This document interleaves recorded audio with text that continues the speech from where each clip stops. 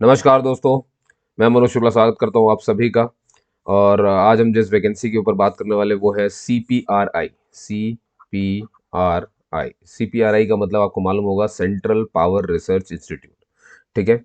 इसमें जो total vacancies हैं उनके बारे में पहले मैं बता दूं आपको। जो टोटल वैकेंसीज हैं वो है 99, और वो सबके लिए है। किस किस कैटेगरी की किस किस में है सब बताऊंगा मैं आपको, धीरे धीरे बात करूंगा पूरी। आप जैसे कि देख सकते हो कि पहली पोस्ट का नाम जो आपको दिख रहा होगा, इंजीनियरिंग ऑफिसर ग्रेड 1, है ना। Engineering officer grade 1। भाई इसकी टोटल पोस्ट है 40, है ना, यहाँ पर दिख रही होगी। और अगर सैलरी आप जानना चाहो तो यहाँ 44,000 से स्टार्टिंग होगी, और ये लेवल 7 की है। और यहाँ पर जनरल कैटेगरी की 14 पोस्ट है, तो इकोनॉमिक वीकर सेक्शन की 4 है, SC की 5 है, ST की 2 है, और OBC नॉन क्रीमी लेयर की 15 है। क्रीमी लेयर वाले अनरिजर्व में ही आ जाते हैं। ठीक है। अब आपको इसका ये रहा होगा कि भाई इसका एजुकेशनल क्वालिफिकेशन क्या होगा, तो मैं वो बता देता हूँ, और कैसे आपको इसमें एलिजिबल बनना है वो बता रहा हूँ। क्लियर है। अब एक बात ध्यान सुनिए, अभी ये जो आया है ना, ये है शॉर्ट नोटिफिकेशन। ठीक है ना, ये शॉर्ट शॉर्ट नोटिफिकेशन है। ठीक है। सर तो इसका फुल नोटिफिकेशन कब आ रहा है? फुल नोटिफिकेशन जो है इसका वो आ रहा है कल, यानी कि 25 मार्च को, है ना। आज ये वेबसाइट में इधर घूम रहा था तो उसमें मैं सर्च करता रहता, देखता यही तो मेरा काम है। तो 25 मार्च से इसका बिल्कुल फुल PDF आएगा, जिसमें मैं सारी डिटेल वैसे ही बताने वाला हूँ। लेकिन मुझे बहुत सारी डिटेल इसके बारे में पहले से पता है, और इस पे यहाँ पर पहले से कुछ दिया हुआ है, तो मैं आपको बता दूँ, क्योंकि ये वैकेंसी बहुत बार आ चुकी है ऐसी। ठीक है। जैसे कि देखिए, ये जो इंजीनियरिंग ऑफिसर ग्रेड 1 है, अभी ये छोटा सा PDF है ना, इसमें आप देखोगे ये PDF इतने में खत्म हो जाएगा। तो इसके लिए मैं आपको ये बता रहा हूँ क्वालिफिकेशन क्या है। देखिए, या तो BE होना चाहिए आप, या तो B.Tech होना चाहिए, है ना। और साथ में मैंने पिछली बार का जो मुझे याद है, गेट स्कोर कार्ड मांगा था। ठीक है। गेट स्कोर कार्ड मांगा था। अब ये ईयर भी बताएंगे, ईयर तो इनकी फुल नोटिफिकेशन में ही पता चलेगा कि कौन सा ईयर होता है। ठीक है ना, क्योंकि पिछली बार वैकेंसी आई थी तो उसमें यही चीजें थी कि B.Tech होना चाहिए और गेट स्कोर कार्ड होना चाहिए। इंजीनियरिंग की अब कौन कौन सी ब्रांचेस, अब आपको मालूम है, जो मेन ब्रांचेस होती है मैकेनिकल वगैरह सारी, अब ये CPRI है ना। CPRI central power research institute से, तो पावर से जुड़ा हुआ है, मतलब मैकेनिकल, इलेक्ट्रिकल, इनकी पोस्ट ज़्यादा इसमें रहती है। ठीक है। और अब देखते हैं, बाकी तो वो उसमें डिटेल में मालूम चलेगा जब वो मेन PDF आएगा। पर अभी के लिए मैं आपको थोड़ा सा बता देता हूँ यहाँ पे, ताकि आप थोड़ा सा प्रिपेयर रहें। अब देखिए, दूसरी पोस्ट आपको दिख रही होगी, साइंटिफिक असिस्टेंट की है, और ये जो है अगली वाली वो इंजीनियरिंग असिस्टेंट है। दोनों के दोनों हैं असिस्टेंट यहाँ पर। इसमें अनरिजर्व्ड की जो पोस्ट है वो 13 है, EWS की 2 है, इकोनॉमिक वीकर सेक्शन और OBC की भी 2 है ना। अगर आप टोटल पोस्ट देखोगे कि साइंटिफिक असिस्टेंट की कितनी है, तो हम बताएंगे 4 है।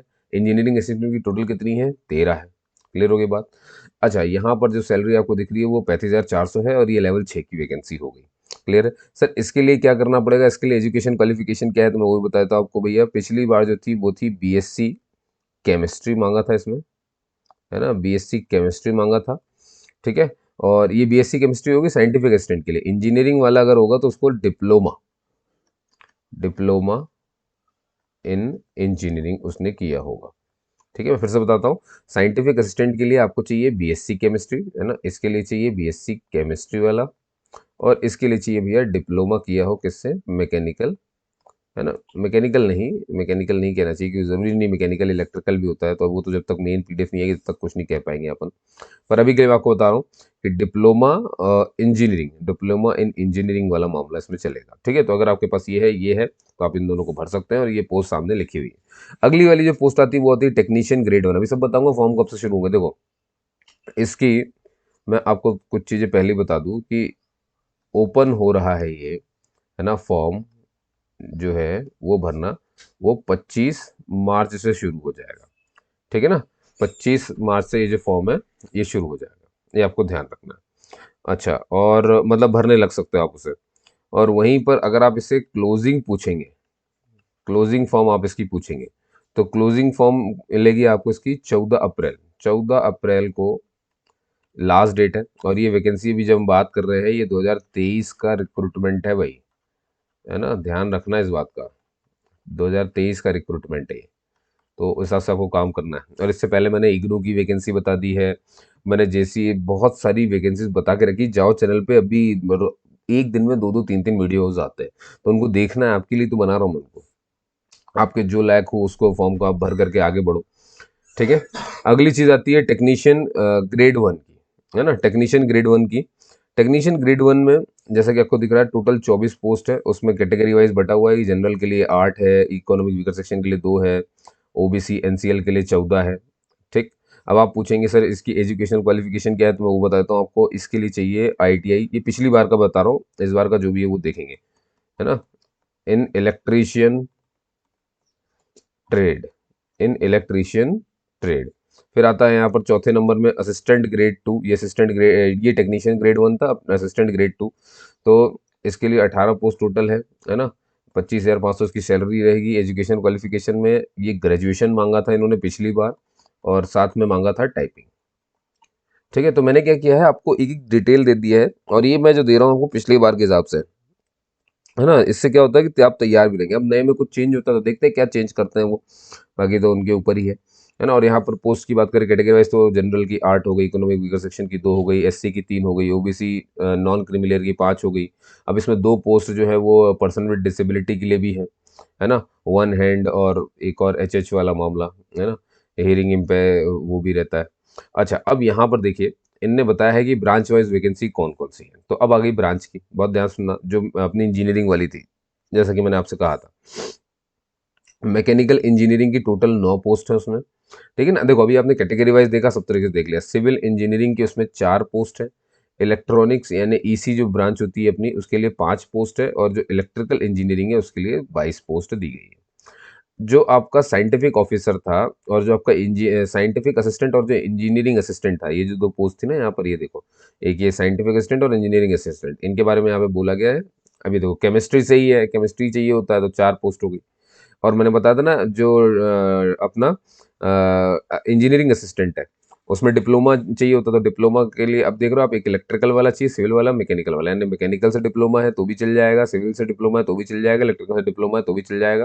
ठीक है, तो उसकी कितनी कितनी पोस्ट है, इलेक्ट्रिकल से किया है तो 6 पोस्ट है, इसके लिए सिविल के लिए 4 है, और मैकेनिकल के लिए इसमें 3 है। और जो आखिरी है हमारा, है ना, तीसरे नंबर वाला, कौन सा, टेक्नीशियन ग्रेड 1, जिसके लिए आईटीआई चाहिए था, है ना। और ये इलेक्ट्रीशियन ट्रेड में ही है, तो ये ध्यान रखना है। देखो मैंने कहा था ना, इलेक्ट्रीशियन ट्रेड में ही है, इलेक्ट्रिकल ट्रेड, और वो भी कितना, 24 पोस्ट के साथ है। ठीक है, तो यहाँ पर ये बात समझ में आती है। अच्छा, यहाँ पर देख लो, ऑर्थोपेडिकल हैंडीकैप्ड है वो एच का मतलब, और हियरिंग हैंडीकैप्ड है ये एच, एच का मतलब, यानी सुनने वाला। तो 2 पोस्ट जो खाली है वो यही दोनों है। डिसेबिलिटी में भी इन दोनों को ज़्यादा किया गया, कि जिनके ऑर्थोपेडिकल मतलब वो घुटनों या हड्डियों की समस्या वाला, और हियरिंग हैंडीकैप मतलब हाथों वाला, है ना, सॉरी कानों वाला हाथों वाला बोल रहा हूँ। The number of vacancies are tentative, मतलब इसका ये होता है कि भाई चेंज हो सकती है। और ये देखो, ये मैंने बताया था, तो कल सुबह 10 बजे से, है ना, ये जो इनके ऑनलाइन रजिस्ट्रेशन वाली चीज़ें ये खुल जाएंगी, ओपन हो जाएंगी, तो आप इसको भर सकते हो, है ना। बाकी जो भी जानकारी इसकी बहुत डिटेल जब आएगी तो मैं इसको ज़रूर कल ही के कल वीडियो बनाऊंगा, तो कल के लिए इसको देखने के लिए तैयार ही रहें।